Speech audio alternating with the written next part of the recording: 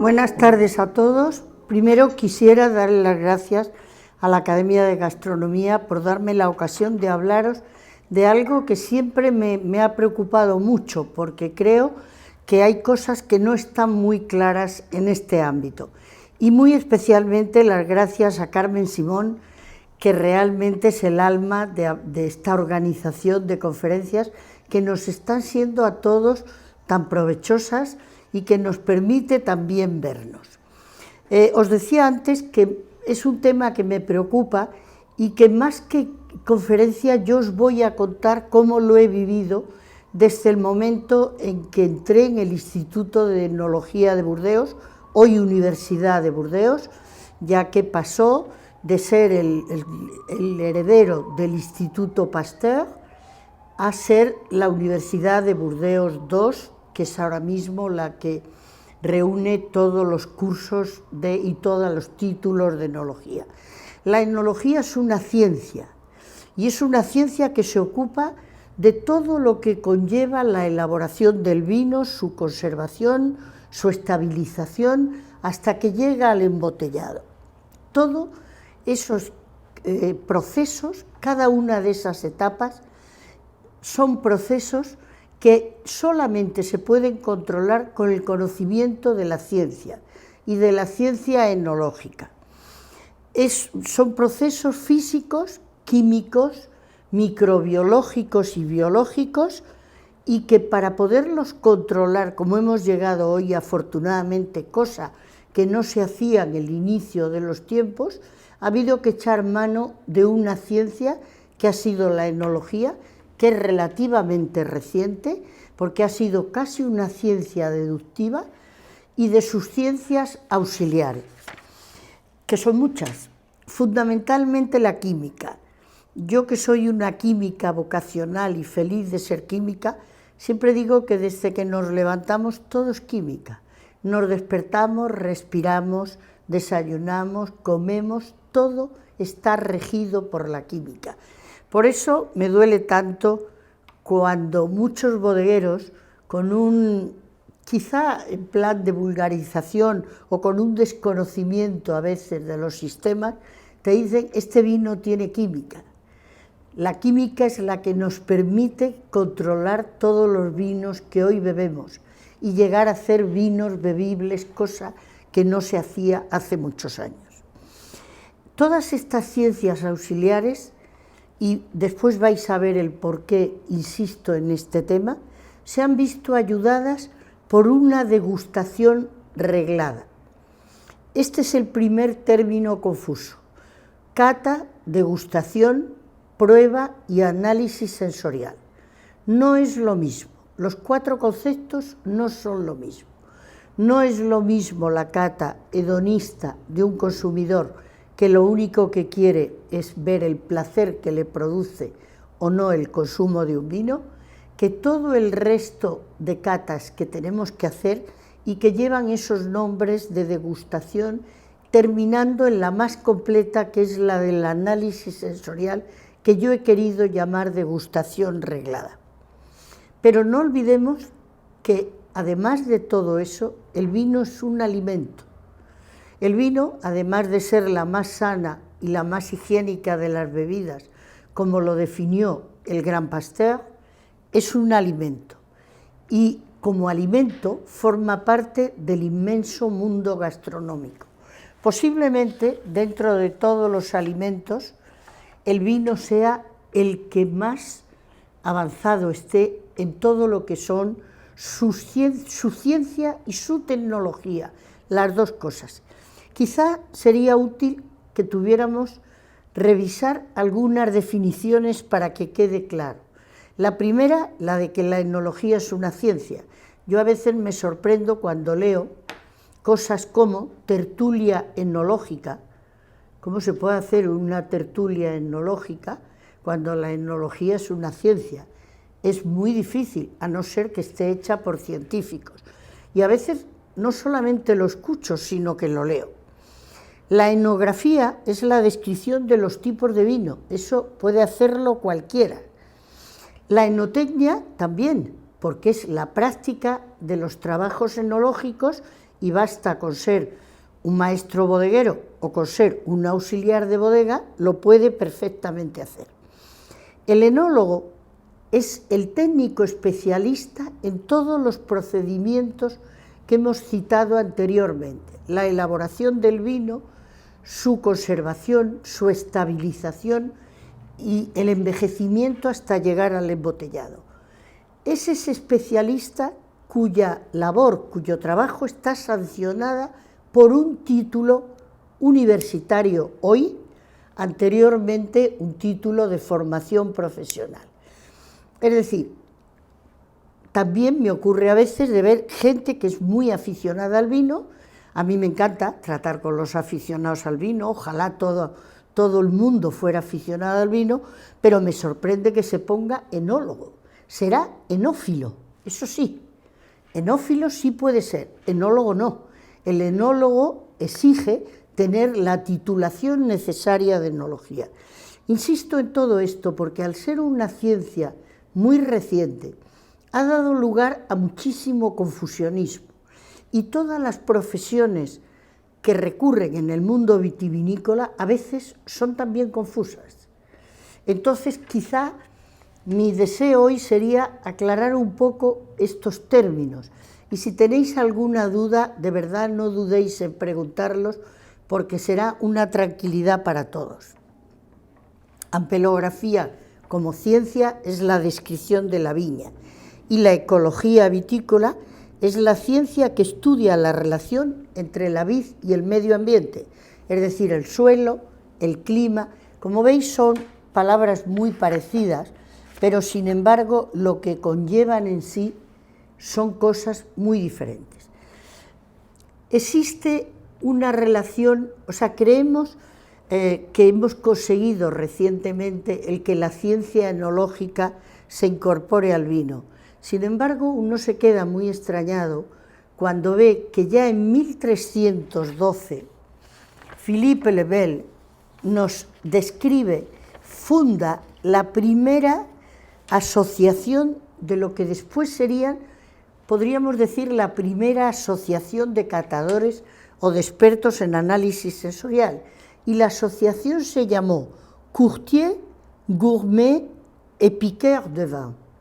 Quiere decir, courtier son los comerciantes, gourmet todo el mundo lo entiende, y piqueur de vin les llamaban así porque lo que hacían en aquellos fudres enormes que transportaban el vino, entonces todavía no existía el embotellado, para poderlo controlar en París, picaban, le hacían un agujerito al fudre y a través de ese agujerito lo cataban y controlaban su calidad. Ellos tenían como misión el poder controlar todo el comercio vitivinícola. A mí me parece una asociación importantísima, como os digo, fundada en 1312 y que sigue existiendo hoy todavía.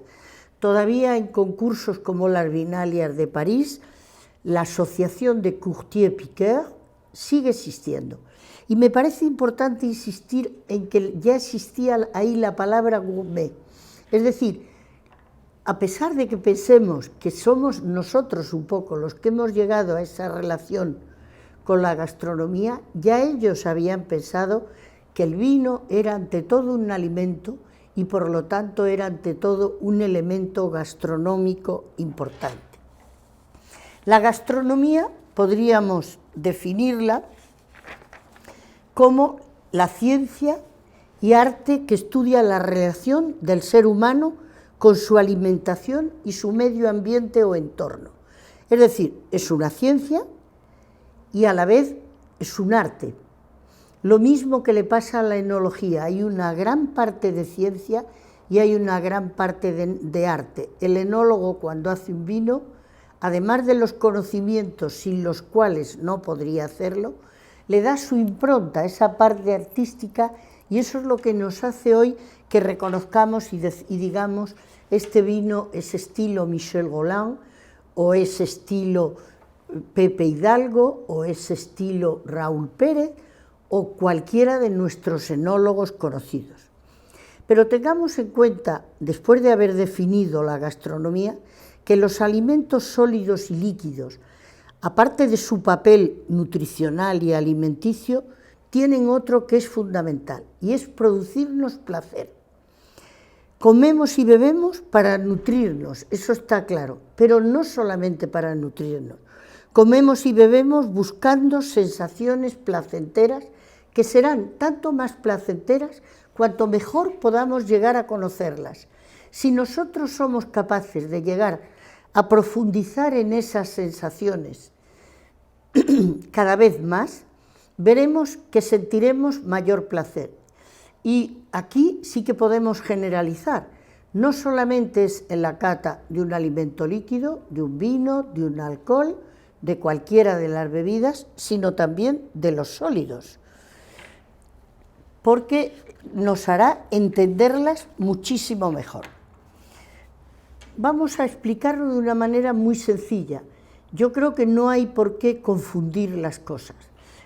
Los alimentos sólidos y líquidos, los gaseosos un poco menos porque lo percibimos mucho menos, nos emiten todo el tiempo estímulos a nuestros sentidos.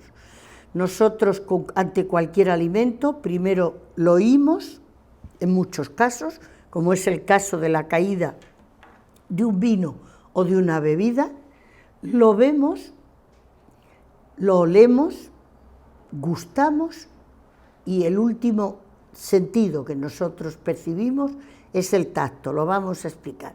Es decir, nos mandan estímulos a los 5 sentidos, estímulos que a veces incluso no somos conscientes. Vemos las cosas aunque no pongamos demasiada atención, oímos las cosas aunque no pongamos demasiada atención, es instantáneo. Esos estímulos, que son auditivos, visuales, olfativos, gustativos y táctiles, los recogen nuestros sentidos y se convierten en sensaciones. No son sensaciones hasta que no las hemos recogido con los sentidos. Por eso, si en un momento dado tenemos un sentido que no funciona, como nos pasa con el olfato algunas veces, si tenemos la nariz cerrada o un catarro, nos veremos privados de ese tipo de estímulo. El estímulo existe, nos lo está mandando el alimento, sea sólido o líquido, y aquí generalizo el vino con los otros alimentos. Pero no los podemos convertir en sensaciones si hay algún sentido que por cualquier cosa no nos esté funcionando.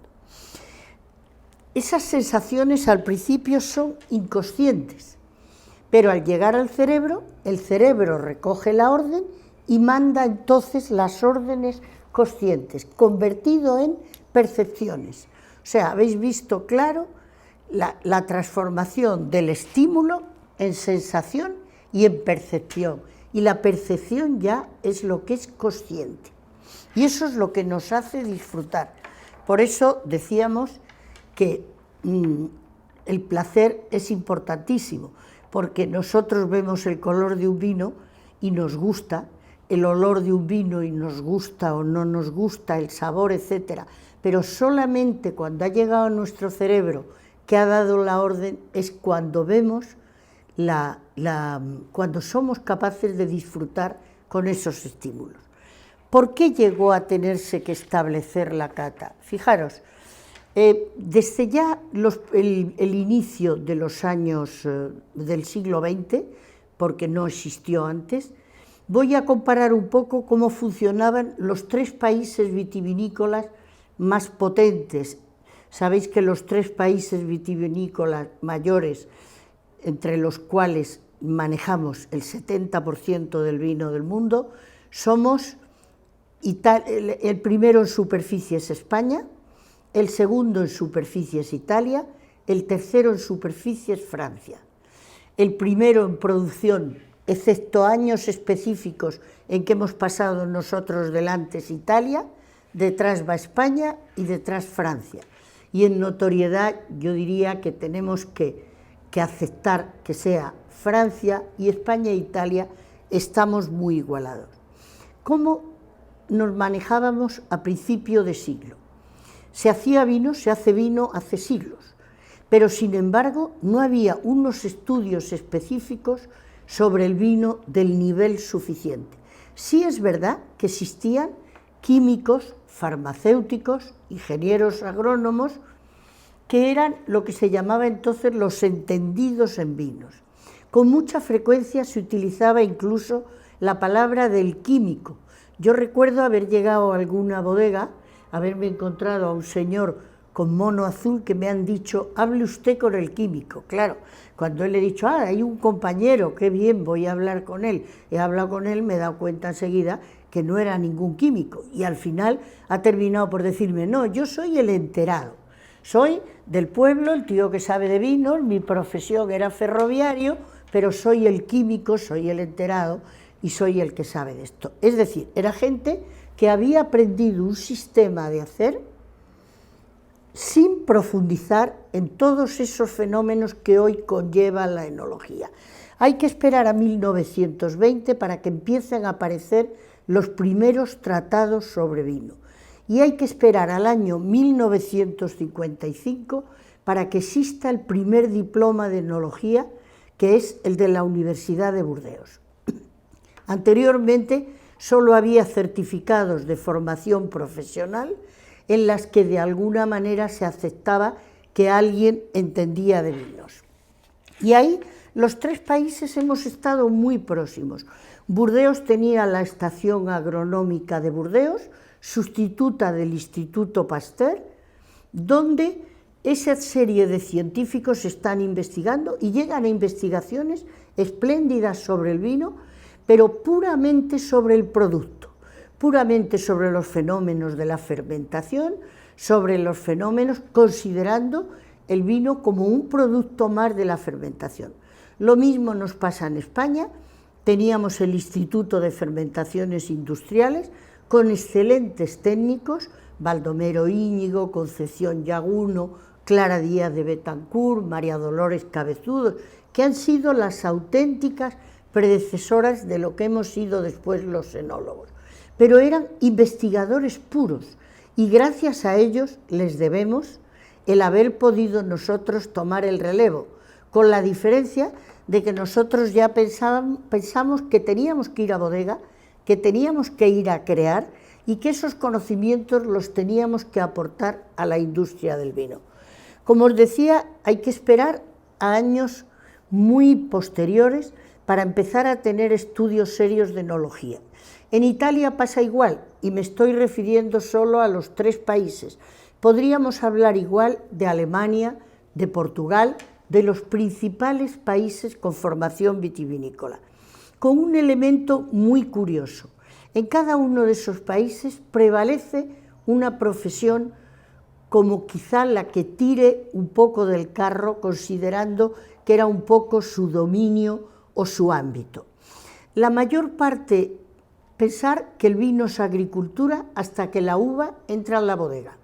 Por lo tanto, durante mucho tiempo eran los ingenieros agrónomos los que pensaban en el propio Ministerio de Agricultura español, en el Ministerio italiano y en el Ministerio francés, que el dominio de esa ciencia enológica que estaban haciendo tenía que llevarse a cabo por los ingenieros agrónomos. Efectivamente, sin un buen cultivo de la vid, un enólogo no puede hacer buen vino.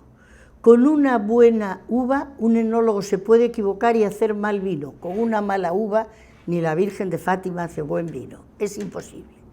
Entonces, es diferente según los países. En Alemania son los químicos, en Portugal los ingenieros agrónomos, en España empiezan antes, en Francia la mayor parte de los laboratorios que controlan los vinos en las zonas vitivinícolas están llevados por los farmacéuticos y muy posterior se incorporan, porque son títulos mucho más recientes, los biólogos, etc.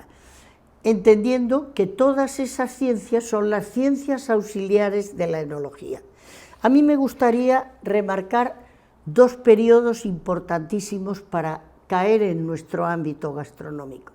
El primero es Jean Ribérot-Gaillon, director y gran jefe de la Estación Vitivinícola de Burdeos, que en los años 40 empieza a hablar no solo en investigación de la enología, sino a hablar con los bodegueros y a decirles, señores, ustedes no pueden seguir haciendo vino si quieren que su vino salga al mundo entero sin los conocimientos necesarios.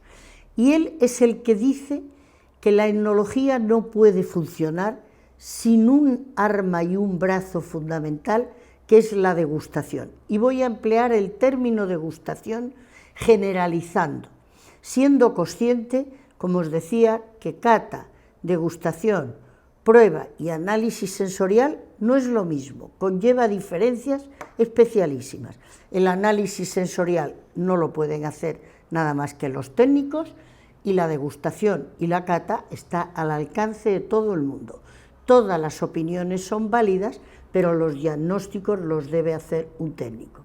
A Jean Ribérot-Gallon, gran jefe de esa familia después que vino, su hijo Pascal Ribérot-Gallon fue uno de los grandes especialistas que nos explicó el color, el vestido y la estructura de los vinos por su especialidad en polifenoles, se le debe el haber incorporado una degustación realmente normada. Él decía, los estudios que se han hecho hasta ahora, hablando de la enología, parece que están hechos para abstemios. Sin degustar, un enólogo no puede hacer vino. Es imposible que si no prueba sea capaz de hacer un vino coherente que le guste a la gente. ¿Por qué razón? Por métodos físicos, químicos, microbiológicos, podemos conocer el vino enteramente y hacer una radiografía total. Pensar, en la época de Pasteur se hablaban de 5 grandes grupos que componían el vino, solo 5 grandes grupos. Cuando yo salí del Instituto de Enología de Burdeos y escribí el libro de la cepa a la copa, se hablaba de que el vino tenía casi 600 componentes y ya nos parecían una locura. Hoy hablamos de 1000 componentes y todavía cuando hacemos una cromatografía fina o una resonancia magnética nuclear, seguimos viendo picos no identificados, lo que quiere decir que las generaciones que nos sigan van a conocer muchísimos elementos más. Hemos llegado a descubrir casi 1000 componentes y esos 1000 componentes los podemos comprobar cualitativa y cuantitativamente por medio de esos análisis que hemos esbozado. Pero hay algo con esos análisis que no podemos apreciar, y es la sensación de placer o rechazo. Y pensemos que el vino es un alimento, y lo mismo que el jamón, que el queso, que el aceite. No basta que hagamos un análisis detalladísimo y le digamos a la gente, este es un vino que tiene 14 grados, tanto de acidez total, porque nos puede contestar, ¿y eso es bueno o malo? No, simplemente necesitamos la sensación de placer y rechazo, y eso solo lo dan nuestros sentidos. Se empezó en 1312 hablando solo de 2 sentidos, se hablaba del olfato y el gusto, quizá porque son los 2 sentidos que todo el mundo ha procurado entrenar más, a pesar de que yo estoy convencida que en general los tenemos muy poco entrenados. La gente atraviesa un jardín y si le preguntas al final no sabe si huele bien o huele mal, y a lo sumo te dirá olía bien, olía mal. Nosotros, como estamos totalmente motivados, atravesamos un parque y decimos, ha crecido la hierba, están regando, se ha hecho pis un perro, etcétera, etcétera. Claro, eso entra ya dentro de ese mundo de motivación de nuestro análisis sensorial. La vista parecía que estaba reservada a las obras de arte, etc. Y sin embargo, la vista en la alimentación es importantísima. La gente dice, las cosas entran por los ojos. Cuando llegamos a la barra de un bar y vemos, no sé, una empanadilla o algo que tiene un aspecto dudoso y poco atractivo, apenas nos entran ganas de consumirlo. Luego, la vista es motivadora, es un sentido que nos hace querer consumir un alimento o, al contrario, desecharlo. Por lo tanto, es importantísimo. El oído. Oír caer un vino nos da enseguida la idea de si es dulce o es seco, si tiene mucho cuerpo o tiene poco cuerpo, si va a tener mucha densidad o poca, si es gaseo, si tiene gas o no tiene gas. Nos está hablando enormemente, y no hablemos, en muchos casos de vinos con ciertas alteraciones, nos está avisando para que no lo consumamos. El olfato es el sentido rey, el sentido que más nos defiende contra los peligros en todo nuestro mundo alimentario. El gusto es muy reducido, solamente tenemos 5 sabores fundamentales, puesto que ya el umami está de nuevo puesto en duda. Decíamos dulce, salado, ácido y amargo, y el umami durante un tiempo lo utilizamos, que era el agridulce, y al final hemos llegado a la conclusión que en el fondo es mezcla de 2 sabores y que no tiene sentido. Pero en la boca hay otro sentido, que no está en la lengua, que está en los apoyos del paladar y en el velo del paladar. El paladar es muerto. Cuando la gente dice qué buen paladar tiene fulano, pues no tiene buen paladar, porque el paladar está bastante muerto, solo percibe sensaciones táctiles. A mí me sorprende cuando últimamente nuestros grandes chefs, a los que admiro mucho y en los que realmente me siento muy honrada, pretenden decir que el sentido del gusto en la cata de vinos la han descubierto ellos, cuando Jacques Puisset en 1927 habla ya del tacto, del sentido del tacto en el vino. Y precisamente por ese convencimiento de lo importante que era el tacto en el vino, funda con los cocineros, trabaja con ellos y con el profesor MacLeod, con el que tuve la suerte de hacer asignaturas de doctorado, junto con Jacques Puisset, del que fui secretaria general cuando fue presidente internacional de los enólogos, funda el Instituto del Gusto, primero en París y después en Tours. Es increíble que un químico puro, jefe de la represión de fraudes en el Instituto de Tours, hijo de comerciantes de vinos, llegue a la conclusión de que tiene que trabajar con el mundo de la cocina y el mundo de la gastronomía para incluir todo el avance que tenía la ciencia enológica, que, como os decía, está mucho más avanzada que las ciencias que tocan los aceites, los quesos, los jamones. Ojalá estuvieran todos en el mismo nivel que está hoy la enología. Y funda el Instituto del Gusto. Trabaja con los cocineros y nos lleva esa ciencia enológica al mundo de la gastronomía. Yo creo que para mí son 2 reconocimientos increíbles, son 2 personas con las que he tenido mucha suerte de vivir cercana, de conocerlas de muy cerca.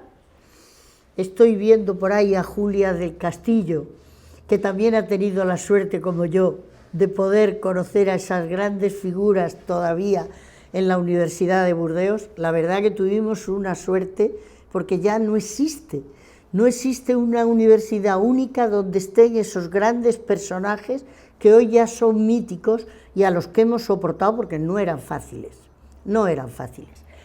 ¿Y quién une la ciencia enológica, el mundo de la comunicación, el mundo de la gastronomía en sus estudios con Puisset? Es el gran Émile Peynaud. Émile Peynaud, mi gran maestro, para mí la persona a la que más le agradezco en mi vida, porque fui de su mano y no supe hasta que no hizo el prólogo de mi libro que yo había sido una alumna muy querida para él sí un profesor muy querido para mí, pero él es el que fue capaz de cambiar el rumbo de todo este estudio tan serio de la investigación y de la ciencia enológica, transformándolo en una ciencia viva que pudiera compartir con el público. Émile Peynaud llega a un momento en que encuentra que el lenguaje de la escuela de Burdeos es demasiado sobrio y solo hablábamos de extracto seco, de alcohol, de índice de polifenoles, y claro, él piensa como es lógico, que eso le aporta poco a la gente. Y está impresionado por la escuela de Borgoña, enemiga declarada de la escuela de Burdeos. Eso lo hemos sufrido muy de cerca. Y cogiendo la enorme verborrea de la escuela de Borgoña, hace una síntesis y dice, vamos a emplear 2 lenguajes, o mejor 3 o 4, porque acordaros que durante una época empleamos hasta un lenguaje geométrico para hablar del vino. Pero era por la necesidad de llevarle todas estas estudios tan serios, todas estas sensaciones, a convertirlas en placer para impresionar al consumidor y para satisfacerle. ¿De qué servía decirle a alguien, te voy a dar un vino con un índice de polifenoles de tanto, con una acidez total? La gente se iba a quedar preocupadísima. Preferimos empezar a hablar de vestido, de movimiento. Este vino se mueve bien en copa, se viste bien, es orgulloso en su vestido. Y empezamos a emplear ese lenguaje que acercaba al consumidor. Estos 3 personajes son los que han hecho esa fusión de la enología, ciencia pura llevada a cabo en los laboratorios, el Instituto Pasteur, el Instituto de Fermentaciones Industriales y nuestras universidades en España, o ASTI en Italia, que era lo que existía cuando yo terminé la carrera. Después ya vinieron, había otros títulos, pero de nivel de formación profesional, con lo cual a los titulados superiores no nos servían. Ellos fueron capaces de unir esto al mundo gastronómico, precisamente para explicar lo que era el vino como protagonista de ese mundo gastronómico. De poco le sirve al consumidor el conocer todos esos detalles, acidez total, acidez volátil, incluso le asustan. Claro, cuando le dices a alguien que tiene 1000 componentes el vino, y que tiene sales, y que tiene ácidos, y que tiene vitaminas, y que tiene proteínas, y que tiene gomas y mucílagos y todo eso, más que nada le da susto, piensa que todo eso es malísimo. Y eso es lo que cuando ve depósitos dice, esto es química. No, si tuviera mucha química no tendría nada, sería limpio, líquido, transparente, no tengáis miedo. Y eso es lo que da lugar a que un país como Francia, que nos lleva ciertos años de adelanto, aunque a mí no me guste decírselo porque son muy chauvinistas, haga que cuando hacemos nuestros títulos de enología, cuando se hacen en el año 55, yo no lo tuve hasta el año 68, pero intervengan 3 ministerios, que son Agricultura, Educación y Sanidad. Es decir, Agricultura por la vid, porque realmente no podemos separar la viña del vino. Educación, porque no hay nadie que pueda tener un título que no esté sancionado por el Ministerio de Educación de todos los países. Y Sanidad, por la tranquilidad para el consumidor de que el vino es eso, lo que decíamos hace un momento, la más sana y la más higiénica de las bebidas. La enología se incorpora y se empiezan a crear todo tipo digamos, de oficios dentro de esa propia, entre los que hay también mucho confusionismo. A mí cantidad de veces me dice la gente, usted es sommelier. Pues no, mire, yo no soy sommelier, me encantaría, porque es una profesión muy complementaria y todo lo que yo creo me encantaría poder conocer más cómo llevárselo al consumidor. Hay críticos que se ponen enólogos, otra confusión, no lo son. Entonces, pero yo me quiero quedar con un consejo de Peinó cuando salí de Burdeos. Me dijo, Isabel, nuestras profesiones se justifican por lo que le aportemos al vino y al consumidor. El vino nos necesita dentro de nuestros ámbitos a cada uno y el consumidor para que le ayudemos a descubrirlo cada vez más. Por eso yo en estos momentos, en los paneles de cata de los concursos que me toca dirigir, soy de la opinión que el panel debe ser completamente mixto. Es decir, tiene que haber técnicos, por supuesto tiene que estar presidido por un enólogo, y a continuación técnicos, comunicadores, comerciales, todo, sommelier, todos os sumilleres, toda la profesión del vino debe estar incluida en ese panel. Y sabéis que últimamente mi gran obsesión es que haya lo que los franceses le llaman consommateurs avertis, es decir, enófilos, aficionados. ¿Qué haríamos en el vino sin aficionados? Porque generalmente no lo beberían. No bebemos casi nunca el vino solo. Solo los técnicos y los borrachos bebemos el vino sin comer. Por lo tanto, esa inclusión de nuestras ciencias que nos han llevado a profundizar en la ciencia enológica a fondo con la gastronomía nos va a llevar a poder llegar al consumidor y a poderle explicar sus sensaciones. Tenemos un país amplísimo en vino. En estos momentos nuestras 17 comunidades autónomas producen vinos. Y tenemos un país riquísimo en productos gastronómicos. Solo el analizar nuestra gastronomía con el rigor que se merece, con un conocimiento científico, no basta con decir, no, yo es que me he leído un librito o he oído una conferencia y ya mañana puedo hablar de cualquier cosa. No, por favor. Todo el mundo puede opinar, todo el mundo puede disfrutar, pero los diagnósticos los debe hacer un técnico. Yo creo que lo que hemos contribuido los enólogos y los científicos unidos al mundo de la gastronomía es en hacer que la gente disfrute más y que cuando siente un placer con los vinos sea capaz de explicar más por qué siente ese placer y por qué disfruta.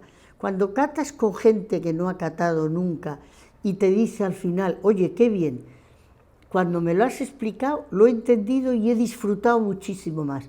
A mí ya con eso me basta.